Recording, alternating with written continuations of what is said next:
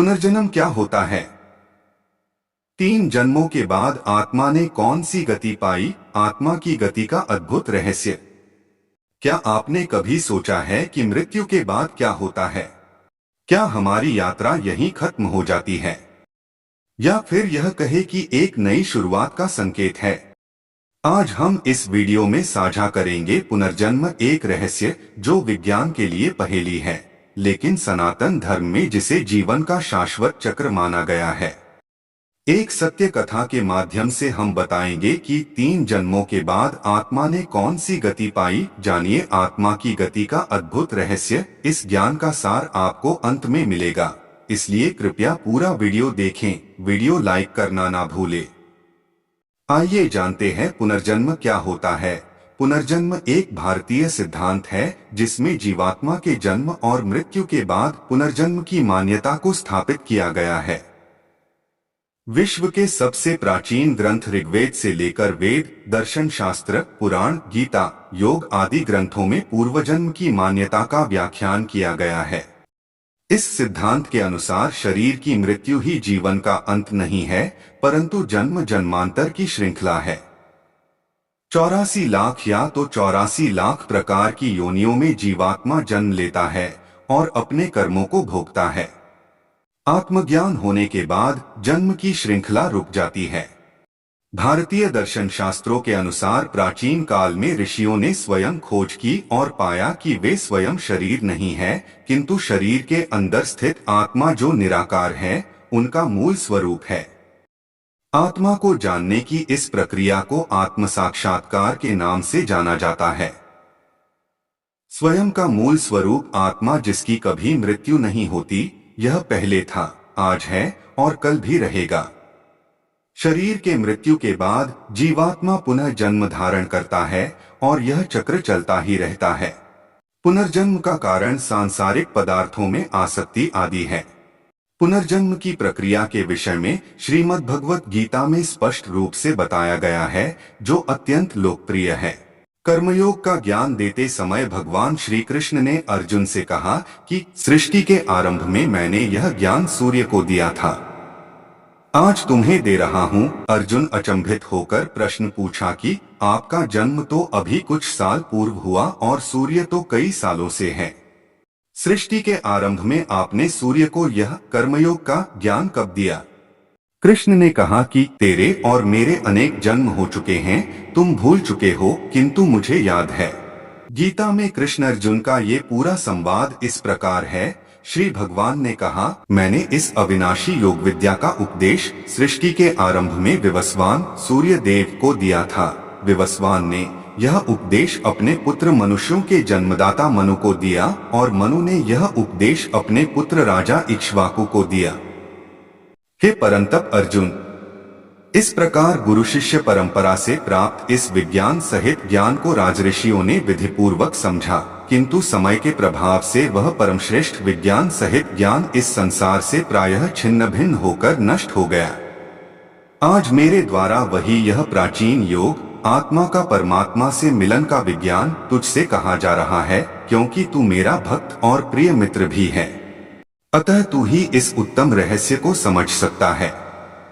अर्जुन ने कहा, सूर्य देव का जन्म तो सृष्टि के प्रारंभ में हुआ है और आपका जन्म तो अब हुआ है, तो फिर मैं कैसे समझूं कि सृष्टि के आरंभ में आपने ही इस योग का उपदेश दिया था? श्री भगवान बोले, हे अर्जुन, मेरे और तेरे अनेक जन्म हो चुके हैं, उन सबको मैं जानता हूं, किंतु हे परंतप, तू उन्हें नहीं जानता। इसमें श्री कृष्ण ने पुनर्जन्म के सिद्धांत की व्याख्या की है और स्वयं कृष्ण को अपने पिछले कई जन्मों की जानकारी होने की बात भी रखी है। अब हम उस सत्य कथा की ओर बढ़ते हैं जिसका शीर्षक है 3 जन्मों के बाद आत्मा ने कौन सी गति पाई। आत्मा की गति का अद्भुत रहस्य। वीडियो के अंत तक बने रहें। बहुत समय पहले की बात है। सतयुग का वह पुण्य काल था जब पृथ्वी पर धर्म अपने पूर्ण रूप में स्थापित था। भगवान ऋषभ देव, जो स्वयं भगवान विष्णु के अवतार थे, पृथ्वी पर धर्म की स्थापना हेतु अवतरित हुए। उनके 100 पुत्रों में सबसे श्रेष्ठ थे भरत। भरत एक अद्भुत विशेष बालक थे। बाल्यकाल से ही उनमें धैर्य, नीति, साहस और करुणा का समावेश था। जब भगवान ऋषभ देव ने संन्यास ग्रहण किया तो उन्होंने संपूर्ण पृथ्वी का राज्य भरत को सौंप दिया। भरत ने धर्म, न्याय और प्रेम से राज्य चलाया। उनके राज में प्रजा सुखी थी, पशु पक्षी भी भयमुक्त थे। भरत ने अनेक यज्ञ किए, सत्कर्म किए और अपने नाम को अमर बना दिया।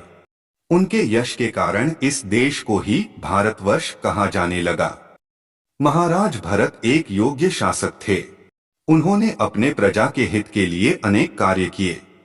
उन्होंने अनेक यज्ञ किए थे और यज्ञ का संपूर्ण फल श्री हरि के चरणों में अर्पित कर दिया था। उनकी प्रजा उनसे अत्यधिक संतुष्ट थी। राजा भरत के पांचों पुत्र उन्हीं के समान विनम्र स्वभाव के थे। समय आने पर महाराज भरत ने अपना राज्य 5 भागों में विभाजित कर अपने पुत्रों को दे दिया और वन में श्री हरि की भक्ति के लिए चले गए। तपस्या के लिए उन्होंने हरिहर क्षेत्र को चुना, जो चक्र गंडकी नदी के समीप बसा एक तपोभूमि था। उस क्षेत्र के एकांत स्थान में महाराज भरत श्री हरि का ध्यान किया करते थे। उन्होंने अपने मन से सभी मोह और वासनाओं को त्याग दिया था। वे नित्य अपने मन में श्री हरि के दिव्य स्वरूप का दर्शन किया करते थे। एक दिन गंडकी नदी के किनारे राजर्षि भरत श्री हरि की उपासना में मग्न थे। तभी एक गर्भवती हिरनी एक सिंह से बचते हुए वहां आई। वह इतनी व्याकुल थी कि सिंह की दहाड़ से उसका गर्भ वही नदी में गिर गया और वह अपने प्राण बचाने के लिए वहां से भाग गई। राजर्षि भरत ने उस हिरनी के शावक की रक्षा की और उसे अपने पास रख लिया। वे उसका लालन पालन करने लगे।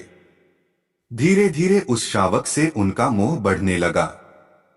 वे सदैव उसके साथ रहने लगे और दूसरे जंगली जानवरों से उसकी रक्षा करने लगे। उस शावक से उनका मोह इतना बढ़ गया कि हर समय उन्हें उसकी चिंता लगी रहती। राजर्षि भरत के नित्य कर्म छूटते जा रहे थे। वे प्रभु का चिंतन ना कर केवल उस शावक के बारे में सोचते रहते थे। भरत जी का अंत समय नजदीक आने पर भी उनका मन उस शावक में लगा रहा। राजर्षि भरत ने साधारण मनुष्यों की भांति हिरण के शावक की चिंता करते हुए अपना शरीर त्याग दिया।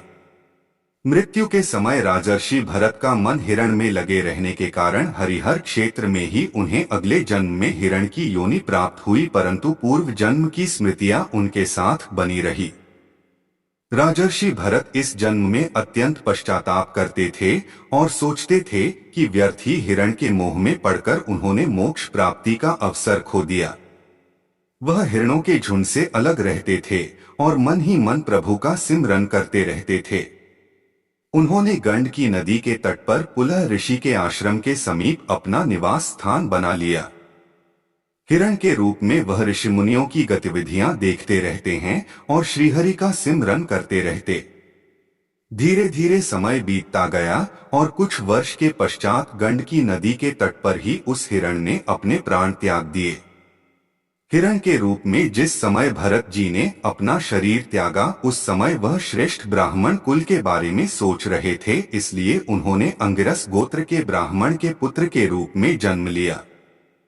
उनके पिता ने उनका नाम भरत रखा। उनके पूर्व जन्मों की स्मृतियां उनके साथ बनी हुई थी, इसलिए वह एकांत में रहकर श्री हरि के चरणों का ध्यान लगाया करते थे। आसक्तियों से उन्हें भय हो गया था, इसलिए वह अकेले ही रहते थे। उनके पिता ने उन्हें वेद अध्ययन कराने के अनेक प्रयास किए, परंतु उनका मन उनमें नहीं लगता था। लोग उन्हें जड़ बुद्धि और मूर्ख समझते थे, पर इस बात का उन पर कोई प्रभाव नहीं पड़ता था। धीरे धीरे वह जड़ भरत के नाम से विख्यात हो गए। एक बार जड़ भरत को उनके भाइयों ने खेतों की रखवाली में लगा दिया। उनको अकेला पाकर कुछ डाकुओं ने उनका अपहरण कर लिया और उन्हें काली मंदिर में ले आए। वे डाकू देवी काली को उनकी बलि देना चाहते थे। देवी काली को एक ब्रह्मज्ञानी की बलि स्वीकार्य नहीं थी, इसलिए जो ही एक डाकू ने जड़ भरत का वध करने के लिए तलवार उठाया, उसी समय देवी काली वहां प्रकट हो गई और क्रोध में आकर उन्होंने सभी डाकुओं का वध कर दिया। देवी काली जड़ भरत को अनेक आशीर्वाद देकर वहां से अंतर्ध्यान हो गई। एक बार सिंधु नरेश रहुगण आत्मज्ञान प्राप्त करने कपिल मुनि के दर्शन को जा रहे थे। वे एक पालकी में बैठे हुए थे और 4 कहार वह पालकी उठाकर चल रहे थे। अचानक एक कहार की तबीयत खराब हो गई और उसे पालकी उठाने में काफी तकलीफ हो रही थी। कहारों ने खेतों में बैठे हुए जड़ भरत को देखा और उन्हें पालकी उठाने को कहा। भरत जी ने कहारों के साथ मिलकर पालकी उठा ली, परंतु उनका पैर पृथ्वी पर चल रही चींटियों पर ना पड़े, इसलिए वह संभल कर चल रहे थे और कहारों के साथ तालमेल नहीं बिठा पा रहे थे।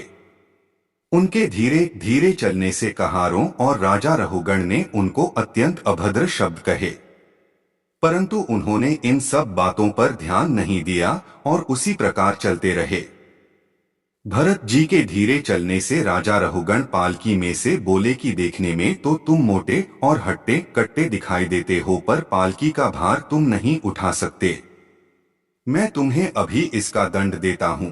भरत जी बोले, मैं मोटा और हट्टा कट्टा नहीं हूँ और कर्मों के अनुसार मैंने जो यह शरीर प्राप्त किया है, यह मोटा और हट्टा कट्टा है। वस्तुतः आप में और मुझ में कोई भेद नहीं है। आप, मैं और यहाँ उपस्थित जन उस परमात्मा का अंशरूप आत्मा ही है। अतः हम सब एक समान हैं। हम सब सत, रज और तम गुणों के अधीन होकर कार्य करते हैं और एक परमात्मा का अंश होने के पश्चात भी अपने किए गए कर्मों का फल भोगने के लिए भिन्न भिन्न शरीर धारण करते हैं। जड़ भरत जी के मुख से यह वचन सुनकर राजा रहुगण पालकी से उतर गए और उन्होंने भरत जी के चरण पकड़ लिए। भरत जी ने उनको आत्मा और परमात्मा से संबंधित अनेक उपदेश दिए और उनकी जिज्ञासा को शांत किया। जड़ भरत जी की दिव्य वाणी को सुनकर राजा रहुगण के संदेह का निवारण हो गया और वह आत्मज्ञान प्राप्त करने ईश्वर की तपस्या के लिए चले गए। शुकदेव जी कहते हैं कि हे परीक्षित, जड़ भरत ने अपना अंत समय आने पर ईश्वर के चरणों में अपना ध्यान लगाकर योगाभ्यास के द्वारा अपने शरीर को छोड़ दिया और मोक्ष प्राप्त किया। भरत जी का यह चरित्र अत्यंत कल्याणकारी और दिव्य गुणों से युक्त है। उनके चरित्र का पाठ करने से इस लोक में यश और अंत में स्वर्ग तथा मोक्ष की प्राप्ति होती है। अब हम वीडियो के ज्ञान का सार बताने जा रहे हैं। जिसने मनुष्य का शरीर पाया है, उसे चाहिए कि अपना जीवन व्यर्थ न गवाए, बल्कि खुद के अस्तित्व का मंथन करे। हम आत्मा है, शरीर नहीं। आत्मा का शाश्वत अस्तित्व उस परमात्मा से है। लाखों जन्म बीता दिए, लेकिन अब भी भटक रहे हैं। अब जाके हमें मनुष्य की योनि प्राप्त हुई। अहो भाग्य हमारा कि हमें यह मनुष्य शरीर मिला है। वह आत्मा जो लाखों जन्मों से उस परमात्मा से अलग रहा, केवल भौतिक भोग के कारण, वही आत्मा 84 लाख योनि पार करने के बाद उसे पुनः मनुष्य शरीर का सुअवसर मिलता है। केवल अपने जन्म मृत्यु के चक्र को तोड़ने के लिए हमारा मनुष्य योनि एक जंक्शन का काम करती है। या तो आत्मा ऊपर की ओर जाएगी या नीचे की ओर, यह सब उसके कर्म पर निर्भर करता है। जैसे मनुष्य यदि अच्छे आचरण से कर्म करता है तो आत्मा की उन्नति होगी, ऊपर की ओर, यानी उस परमात्मा की ओर अग्रसर होगा, और यदि मनुष्य बहुत ही बुरे आचरण से कर्म करता है तो आत्मा की अधोगति होगी, मनुष्य योनि से नीचे, यानी फिर से जन्म मृत्यु चक्र में पड़ना होगा। मनुष्य को चाहिए कि अपना जीवन यूं ही भौतिक भोगों के पीछे न गवाए। मनुष्य योनि बहुत ही दुर्लभ है। देवता भी इस योनि के लिए तरसते हैं, क्योंकि वे भली भांति जानते हैं कि मनुष्य योनि में कोई भगवान की निस्वार्थ भाव से भक्ति करता है तो उसे उसी जन्म में अपने जन्म मृत्यु के चक्र से छुटकारा मिल जाता है और वह पुनः वह अंश आत्मा अपने परमात्मा अंशी से जा मिलता है और फिर उसे कोई जन्म नहीं लेना पड़ता। प्रिय दर्शक व श्रोता, इस जीवन को भगवान की भक्ति में लगाएं। भगवान हमसे बहुत प्रेम करते हैं। वे बहुत दयालु है। एक कदम उनकी ओर बढ़ाकर तो देखो, वे तुम्हारे लिए 10 कदम बढ़ाने के लिए तैयार हैं।